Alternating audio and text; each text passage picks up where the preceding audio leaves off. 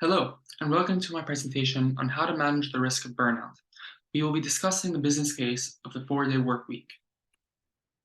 In this executive summary, I will take you through what we'll be discussing through the presentation. First, we will talk about the problem we face, which is our decreased productivity due to low motivation and burnout in our employees. I will talk you through 3 different solutions as to what we can do about this in order to get our desired outcome of a boost in morale and mental wellness within the workforce. We will then talk about what we will need to get to that desired outcome, and finally, the final result that we are seeking, which is a motivated workforce that frequently and efficiently hits targets and increases productivity. So, the problem we face is clear and simple. Our productivity and efficiency is on a downward spiral. This is due to the burnout and demotivation of our workforce that we see today. The analysis of the situation is that since the COVID-19 has taken a significant impact on today's work environment. Due to a rough 2 years of a downward economy, companies are now making up for losses by overexerting themselves now, and the brunt of this is being taken by their workforces. This increase in productivity is taking a toll on our employees and is leading them to be demotivated and is decreasing their efficiency and productivity.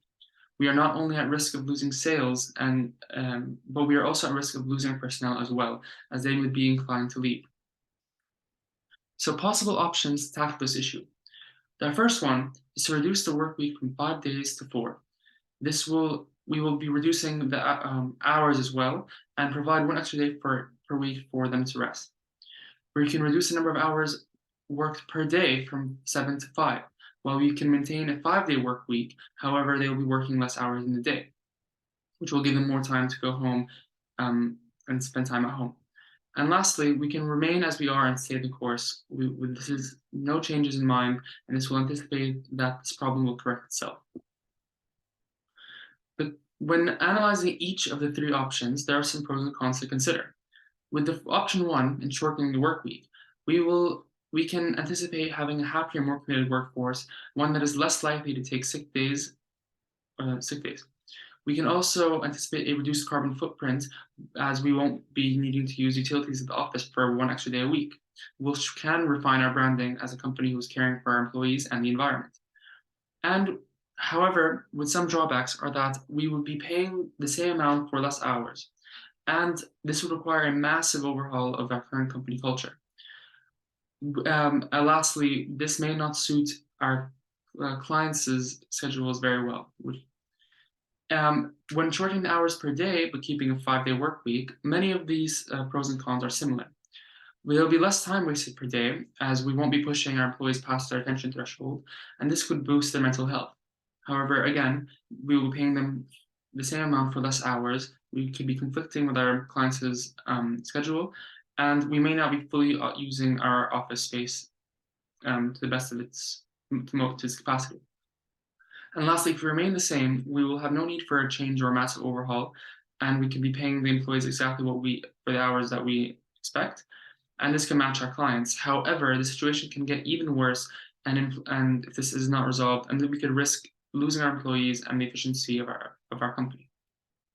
And so, my recommendations. We need to embrace that this is a new trend in company culture, and we should be listening to these new studies that are showing that this concept of 4-day work week can work. We have responsibility for our personnel, not only for their physical well-being, but for their mental as well. We should follow what companies in Sweden have been doing and trying out the 4-day work week, and we should set the example here in our country to do the same thing as well, as it's showing to be successful. Doing nothing while knowing there's a hole in the ship will not stop it from sinking. And so I recommend that we take up option 1 immediately.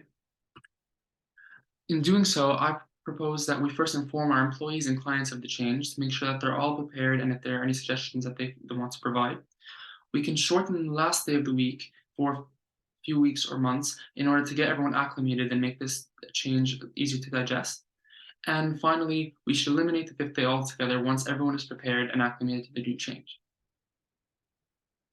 Thank you very much for listening to my presentation. I hope that you will take my suggestions into consideration.